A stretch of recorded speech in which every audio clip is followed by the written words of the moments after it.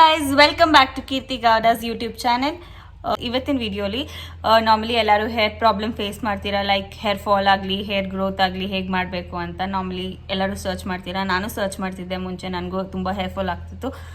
So ಅದಕ್ಕೆ ಒಂದು oil ಹೇಳಿದ್ರು ನಮ್ಮಮ್ಮಗೆ ನಮ್ಮಮ್ಮ ಹೇಳ್ಕೊಟ್ಟಿದ್ದು.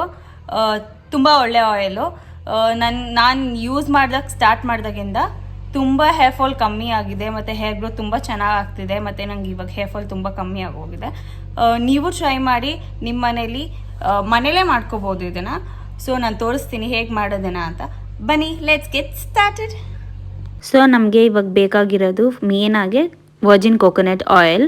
ಇದು 1 ಲೀಟರ್ ತೊಗೊಂಡಿದ್ದೀವಿ. ಮತ್ತು ಕ್ಯಾಸ್ಟರ್ ಆಯಿಲ್ ಬೇಕು. ಕ್ಯಾಸ್ಟರ್ ಆಯಿಲ್ ಒಂದು ಸ್ವಲ್ಪ ನಿಮಗೆ ಬೇಕಾಗಿದ್ದರೆ ಹಾಕ್ಬೋದು, ಬಟ್ ಹಾಕಿದ್ರೆ ಒಳ್ಳೆಯದು ಅಂತ ನಾನು ಹಾಕ್ತಿದ್ದೀನಿ.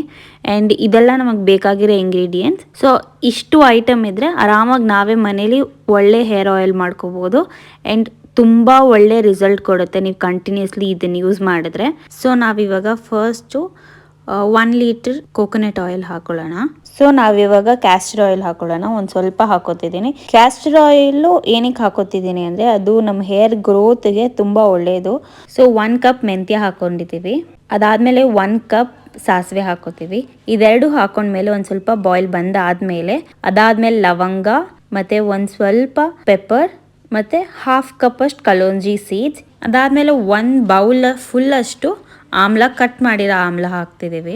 ಸೊ ಇದೆಲ್ಲ ಮಿಕ್ಸ್ ಮಾಡ್ಕೊಂಡಾದ್ಮೇಲೆ ಒಂದು ಕುದಿ ಬರ್ತಾ ಇದೆ ನೋಡಿ. ಕುದಿ ಬಂದಾಗ 1/2 ಕಪ್ ಅಷ್ಟು ಈರುಳ್ಳಿ, 1 ಫುಲ್ ಬೌಲ್ ಬೇವಿನ ಎಲೆ ಮತ್ತು 1 ಫುಲ್ ಬೌಲ್ ಕರಿ ಲೀವ್ಸ್ ಇಷ್ಟನ್ನು ಹಾಕಿ ಚೆನ್ನಾಗಿ ಮಿಕ್ಸ್ ಮಾಡ್ಕೊಳ್ಳೋಣ ಫಸ್ಟು. ಸೊ ಮಿಕ್ಸ್ ಮಾಡಿದಾದ್ಮೇಲೆ ಒಂದು ಸ್ವಲ್ಪ ಬಾಯ್ಲ್ ಆಗಕ್ಕೆ ಬಿಡೋಣ.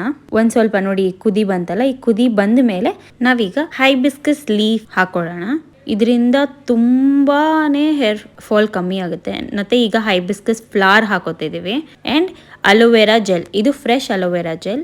ಆ್ಯಂಡ್ ರೋಸ್ಮೆರಿ ಲೀವ್ಸ್ ಅಂತ ಬರುತ್ತೆ, ಡ್ರೈ ಆಗಿರೋ ಲೀವ್ಸ್, ಅದು ಆ ರೋಸ್ಮೆರಿ ಲೀವ್ಸು ಹಾಕೊಂಡಿದ್ದೀನಿ. ಸೊ ಇದನ್ನೆಲ್ಲದನ್ನು ನೀಟಾಗಿ ಮಿಕ್ಸ್ ಮಾಡಿದ್ಮೇಲೆ 1 ಅವರ್ ನೀಟಾಗೆ ಅದನ್ನು ಚೆನ್ನಾಗಿ ಬಾಯ್ಲ್ ಆಗಕ್ಕೆ ಬಿಟ್ಟರೆ ಫುಲ್ ನೀವೇ ನೋಡ್ತಿರ್ಬೋದು ಅದರ ಅಂಶ ಎಲ್ಲ ಆಯಿಲ್ಗೆ ಹೋಗ್ಬೇಕಲ್ವಾ. ಸೊ ನೀಟಾಗೆ ಎಲ್ಲ ಸತ್ವ ಎಲ್ಲ ಹೋಗಬೇಕು ಅನ್ನೋದಕ್ಕೆ ಚೆನ್ನಾಗಿ ಬಾಯ್ಲ್ ಮಾಡಿದ್ರೆ ಮಾತ್ರ. ದೆನ್ ಅದನ್ನು ಒಂದು ಸ್ವಲ್ಪ ರೆಸ್ಟ್ ಮಾಡೋಕ್ಕೆ ಬಿಟ್ಟು ಒಂದು ಫುಲ್ ತಣ್ಣಕ್ಕಾದ್ಮೇಲೆ ಅದನ್ನು ನಾನು ಒಂದು ಕಾಟನ್ ಕ್ಲಾತಲ್ಲಿ ಹಾಕ್ಕೊಂಡು ನೀಟಾಗಿ ಆಯಿಲ್ನೆಲ್ಲ ಒಂದು ಪಾತ್ರೆಗೆ ಹಿಂಡ್ಕೊಂಡು ನಾನು ಒಂದು ಗ್ಲಾಸ್ ಜಾರ್ ಒಳಗಡೆ ಟ್ರಾನ್ಸ್ಫರ್ ಮಾಡಿ ಇಟ್ಕೋತಿದ್ದೀನಿ. ನೀವು ಗ್ಲಾಸ್ ಜಾರ್ ಇಲ್ಲಾಂದರೆ ಸ್ಟೀಲಲ್ಲಿ ಟ್ರಾನ್ಸ್ಫರ್ ಮಾಡಿ ಇಟ್ಕೊಳ್ಳಿ. ಪ್ಲಾಸ್ಟಿಕ್ನ ಯೂಸ್ ಮಾಡಬೇಡಿ, ಬಿಕಾಸ್ ಲಾಂಗ್ ಡ್ಯೂರೇಷನ್ವರೆಗೂ ನಾವು ಯೂಸ್ ಮಾಡೋದ್ರಿಂದ. ಸೊ ಪ್ಲಾಸ್ಟಿಕ್ ಬೇಡ ಅಂತ ನನ್ನ ಅಭಿಪ್ರಾಯ. ಸೊ ನೀವೇ ನೋಡ್ಬೋದು ಎಷ್ಟು ಡಾರ್ಕ್ ಗ್ರೀನ್ ಕಲರ್ ಆಗಿದೆ ಆಯಿಲು. ಮತ್ತು ಈ ಆಯಿಲ್ನ ರೆಗ್ಯುಲರಾಗಿ ನೀವು ಯೂಸ್ ಮಾಡಿ, ನಿಮಗೆ ಗೊತ್ತಾಗುತ್ತೆ ಡಿಫ್ರೆನ್ಸು. ಹೇರ್ ಫಾಲ್ ತುಂಬ ಕಮ್ಮಿ ಆಗುತ್ತೆ.